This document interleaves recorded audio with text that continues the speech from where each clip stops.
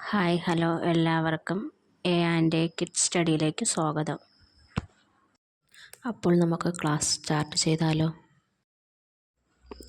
ഇന്നത്തെ ക്ലാസ്സിൽ ആദ്യം വരുന്നത് ഐ ആണ്. ഐ എങ്ങനെയാണ് എഴുതുന്നതെന്ന് നോക്കിയേ.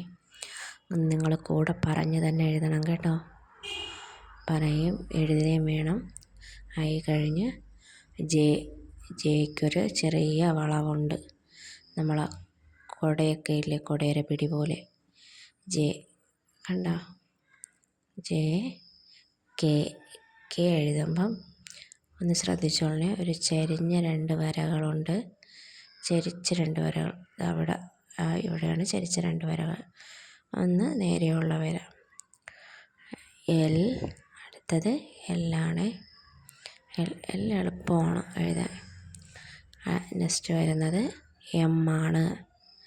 എം രണ്ട് ചെരിഞ്ഞ വരകൾ, നടുക്കും അപ്പുറവും അപ്പുറവും നേരെയുള്ള വര. എം എഴുതിയ എളുപ്പമാണ്, എൻ എഴുതാനും.